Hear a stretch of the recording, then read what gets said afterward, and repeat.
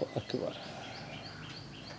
بسم اللہ الرحمن لا الہ الا ہوا یحیی و یمیت ربکم و رب آبائکم الاولین۔ اب اس سے اگلی بات اللہ فرماتے ہیں کہ اگر تم یقین کرنے والے بنو، نہیں ہے کوئی معبود سوائے اس کے۔ اب یہ جو تم نے دائیں بائیں راستے اپنا لیے ہیں، یہ سمجھو، یہ کتاب بار بار اس طرف توجہ دلاتی ہے، لا الہ الا ہو، لا نہیں ہے، الہ کوئی معبود۔ میں بارہا عرض کر چکا کہ لا کے بعد جو اگلا لفظ آتا ہے، اگر اس کا اختتام زبر پر ہو رہا ہو تو نہیں کے ساتھ جو نفی ہے یہ کل کی ہو جاتی ہے، یعنی کوئی نہیں۔ لا الہ نہیں کوئی معبود، الا سوائے ہوا اس کے، اس سمیع العلیم کے، اس رب السماوات والارض وما بینہما کے کوئی معبود نہیں ہے، کوئی عبادت کے لائق نہیں ہے۔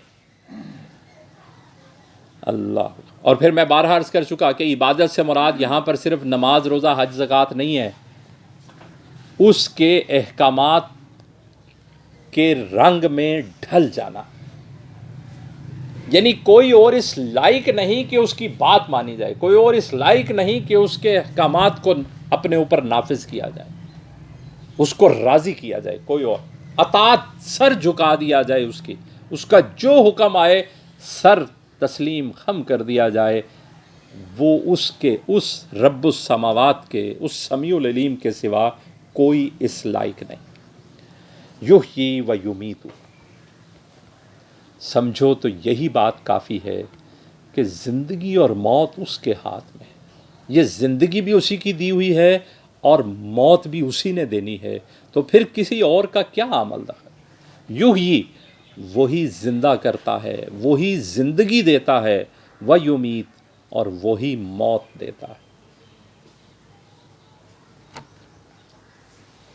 ربکم و رب آبائکم الاولین، تمہارا بھی رب وہی ہے اور جو تمہارے پہلے باپ دادا گزر چکے۔ رب آبائکم، آبا باپ دادا، اولین جو پہلے گزر چکے، جو تمہارے پہلے باپ دادا ہو چکے، ان کا بھی وہی رب ہے، تمہارا رب ہے۔ ربکم و رب آبائکم الاولین، تمہارا رب اور تمہارے پہلے باپ دادوں کا رب، یعنی یہ تم نے پروپیگنڈے کر کے لوگوں کو یہ باور کرا رکھا ہے کہ ہم تو اپنے باپ دادا کے دین پر ہیں۔ اگر آپ کو یاد ہو پچھلے سبق کا اختتام ہم نے جہاں پر کیا تھا، یہ بالکل وہیں سے شروع ہو رہا ہے۔ پچھلے سبق کی آخری آیتوں میں ہم نے پڑھا تھا، اے پیارے صلی اللہ علیہ وآلہ وسلم ان سے درگزر کیجئے، ان قریب انہیں پتہ لگ جائے گا کہ یہ کیا کر۔ اب دیکھیے آغاز ہی یہاں سے ہو رہا ہے کہ یہ ڈرانے کے لیے، اللہ نے آگاہ کرنے کے لیے۔ اگلی آیتوں میں وضاحت آ جائے گی کہ کس چیز سے ڈرایا جا رہا ہے، انہیں کیا پتہ لگ جائے گا، نافرمانی کا انجام کیا ہوگا۔ اللہ اکبر، بسم اللہ الرحمن بل ہم فی شک یلعبون، اللہ فرماتے ہیں لیکن یہ لوگ کیا کر رہے ہیں، بلکہ ہم وہ فی میں شک، یلعبون کھیل رہے ہیں، یعنی وہ شک میں مبتلا ہیں، وہ ایسے کھیل رہے ہیں جنہوں نے اندازہ ہی نہیں ہے کہ وہ کتنی قیمتی بات کو نظر انداز کیے ہوئے ہیں، شک میں مبتلا ہو کے انہوں نے کتنی قیمتی بات کو چھوڑ دیا ہے، اور شک میں مبتلا اس لیے ہیں کہ انہیں اپنا اقتدار چھن جانے کا ڈر ہے، اس لیے وہ خود بھی شک میں مبتلا ہیں اور دوسروں کو بھی مبتلا کر رہے ہیں، دوسروں کو بھی کنفیوز کر رہے ہیں۔ اسی لیے وضاحت کی اللہ نے کہ تم جن باپ دادا کی بات کرتے ہو، یہ کتاب بھی انہی کے رب کی بات کرتی ہے، تمہارا رب بھی وہی ہے۔ پھر نبی کریم صلی اللہ علیہ وآلہ وسلم کو اللہ نصیحت کرتے ہیں، وہی بات جو پچھلے سبق کے اختتام پہ جہاں سے ہم نے چھوڑی تھی، اب یہ وہاں سے گفتگو آ رہی ہے۔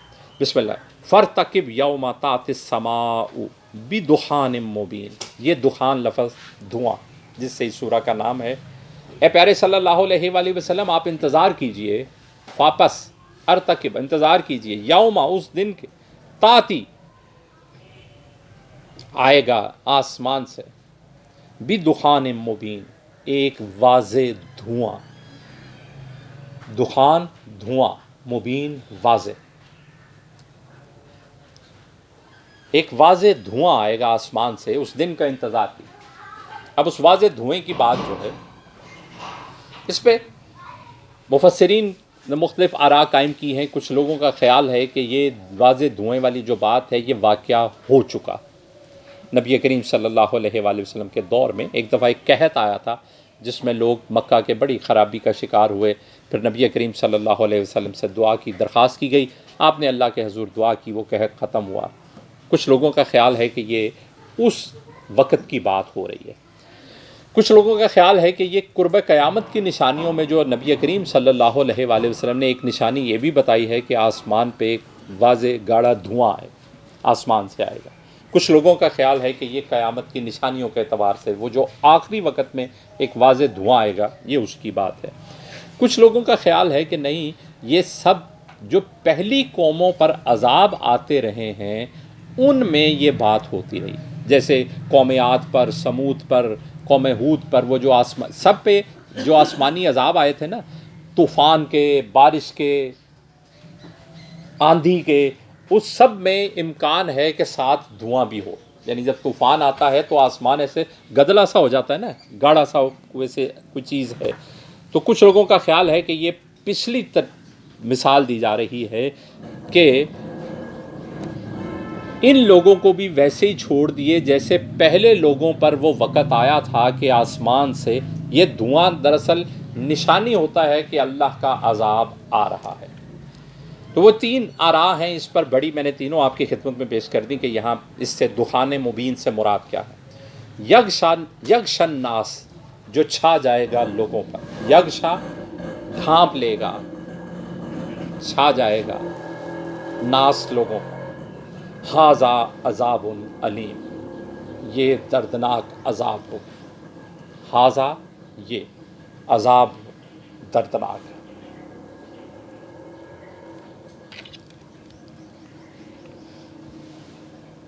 اب جب یہ عذاب آتا ہے تو اللہ فرماتے ہیں پھر لوگ دعا کریں گے، ربنا اکشف عنا العذاب انا مؤمنون، اے ہمارے رب اکشف، دور کر دیجئے، کاشف، شفا، یہ سارے لفظ یہیں سے ہیں، دور کر دیجئے، انا ہم سے، ان اور نا یہ دو لفظ ہیں، عذاب، اے ہمارے رب ہم سے یہ عذاب دور کر دیجئے، انا مؤمنون، بے شک ہم ایمان لاتے ہیں، ہم ایمان لاتے ہیں، اے ہمارے رب آپ یہ عذاب ہم سے دور کر دیجئے۔ انا لہم الذکریٰ وقد جاءہم رسول مبین، اللہ کہتے ہیں اب کیسے یہ ایمان لا سکتے ہیں، انا کہاں سے، لہم ان کے لیے ہوگا، ذکریٰ نصیحت، ان کو نصیحت کیسے آئے گی، ان کو نصیحت کہاں سے آئے گی، جب رسول آ گیا اس کی بات انہوں نے نہیں مانی، اب کیسے نصیحت آ جائے گی، اللہ کے رسول سے تو انہوں نے نصیحت حاصل نہیں کی، اب یہ عذاب دیکھ کے یہ نصیحت آ گئی ہے، یہ نہیں آ سکتا، یہ جان چھڑانے والی بات، عذاب دیکھ کے اب یہ عذاب سے ڈر رہے ہیں، نصیحت نہیں آ سکتی۔ اللہ کہتے ہیں کہاں سے نصیحت آ جائے گی، حقیقت تو یہ ہے کہ ان میں اللہ کا رسول آ چکا اور انہوں نے بات نہیں مانی، تو جب رسول سے نصیحت حاصل نہیں کی تو عذاب دیکھ کے نصیحت کیسے حاصل کریں، کہاں سے ہوگا ان کے لیے ذکرہ، نصیحت حاصل کرنا۔ وَقَدْ جَاءَهُمْ رَسُولٌ مُبِينٌ، وا اور قد، حقیقت تو یہ ہے، جاءہم آ چکے ان کے پاس، رسول مبین، وہ رسول جنہوں نے بات کھول کر بیان کر دی تھی، جب وہ آ چکے، جب ان کی بات نہیں مانی، جب وہ کھلی ہوئی بات جو لے کر آئے، واضح بات جب انہوں نے سمجھا دی تھی اللہ کے رسول نے، جب وہ نہیں مانی تو اب یہ کہاں سے نصیحت حاصل کریں، اب یہ کہاں سے ایمان لائیں، ثم تولوا عنہ، وقالو معلم مجنون ثم تولوا، جب وہ میرا رسول آیا ان کے پاس تو یہ منہ پھیر گئے تھے. قد حقیقت تو یہ ہے جاءہم آیا تھا ان کے پاس رسول مبین، رسول مبین. تو انہوں نے کیا کیا تھا جب میرا رسول مبین آیا تھا؟ جب نبی کریم صلی اللہ علیہ وآلہ وسلم آئے تھے تو انہوں نے کیا کیا؟ ثم پھر تولوا، منہ پھیر لیے، انہو اس سے. جب میرا رسول آیا تھا مبین تو انہوں نے کیا کیا تھا؟ ثم پھر تولوا، انہوں نے منہ پھیر لیا تھا، انہو اس سے. وقالو اور یہ کہتے تھے معلم مجنون، یہ تو کوئی سکھایا ہوا دیوانہ ہے. معلم سکھایا ہوا، اسے کسی نے سکھایا ہوا ہے. مجنون ہے، دیوانہ ہے. نعوذ باللہ. ہم یہ بات پہلے بھی پڑھ چکے کہ قریش جو ہے، مکہ کے لوگ یہ بات بارہا پروپیگنڈا اس بات کا کرتے تھے کہ نبی کریم صلی اللہ علیہ وآلہ وسلم سے متعلق کہ نعوذ باللہ کوئی لوگ ہیں یہ جو باہر جاتے ہیں، تو یہ کوئی لوگ ہیں جو آ کے انہیں پڑھا جاتے ہیں، انہیں سکھا جاتے ہیں، کہانیاں بتا جاتے ہیں، یہ وہاں سے آ کے ہمیں سنا دیتے ہیں. یہ بات قرآن میں پیچھے ہم پڑھ چکے جہاں پر یہ بات ہوئی کہ ایسی کوئی بات ہے تو انہیں کو لے کر آؤ، بات بیان کر دو، کھول دو. کون ہے جس سے اس نے ملاقات کی؟ کون ہے جس سے؟ اس لیے قرآن نے جب نبی کریم صلی اللہ علیہ وآلہ وسلم کے لیے امی کا لفظ استعمال کیا کہ یعنی جو میں بارہا عرض کر چکا کہ اس سے مراد ہم عام لیتے ہیں ان پڑھ، اس سے مراد ہے کہ دنیا میں کوئی ایسا نہیں جس نے آپ صلی اللہ علیہ وآلہ وسلم کو تعلیم دی ہو. دنیا میں کوئی یہ ایسا نہیں ہے جس سے آپ نے پڑھا ہو. آپ کو تعلیم ڈائریکٹ اللہ کی طرف سے دی. تو کہا کہ یہ لوگ جب میرا رسول ان کے پاس آیا تھا تو تب تو یہ اس سے منہ پھیر گئے تھے اور کہتے تھے یہ سے تو کسی نے سکھایا ہوا ہے، یہ دیوانہ ہے. اب معافیاں مانگتے ہیں عذاب دیکھ کے کہ جی معافی دے. اللہ فرماتے ہیں بسم اللہ الرحمن ان کاشف العذاب قلیلا. اب یہ پھر وہی لفظ جو اس سے بالکل اوپر کشف آیا تھا پہلے میں نے عرض کیا، کاشف اب آیا ہے کاشف. ان بے شک ہم کاشف دور کر عذاب قلیلا، اگر ہم تھوڑی دیر کے لیے ان سے عذاب دور بھی کر دیں. اللہ فرماتے ہیں کہ ہم ان سے عذاب دور کر دیں قلیلا، تھوڑی دیر کے لیے. انکم عائدون، ان بے شک کم تم عائدون دوبارہ وہی کام کرو گے. اردو میں ہم ایک لفظ آدھا پڑھتے ہیں، ریاضی جنہوں نے اردو میں پڑھی ہے انہوں نے بھی یہ لفظ استعمال کیا ہوگا. دہرانا، کوئی کام دوبارہ کرنا.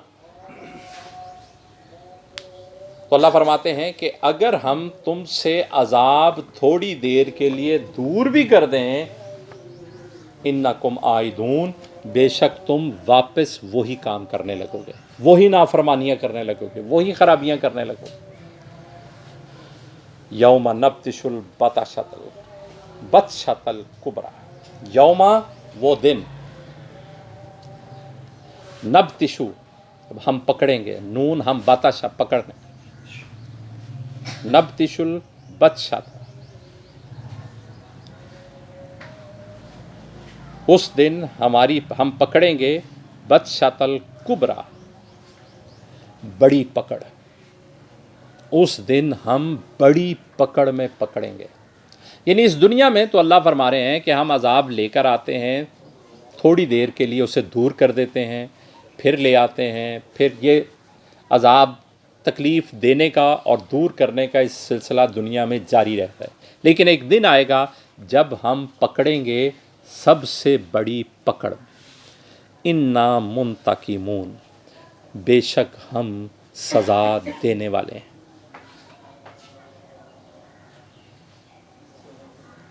انا بے شک ہم منتقمون، یعنی یہ دنیا میں اگر ہم سزا کے بعد ڈھیل دے دیتے ہیں، سزا کو دور کر دیتے ہیں تھوڑی دیر کے لیے، تو اس سے یہ نہ کوئی سمجھے کہ اب آسانی ہو گئی، معاملہ ختم ہو گیا، چھوٹ ہو گئی، معافی مل گئی، وہ واپس پہلی حرکتوں میں مبتلا ہو جائے، پہلے جیسی نافرمانیوں کا شکار ہو جائے تو وہ بربادی کا شکار ہو جائے گا.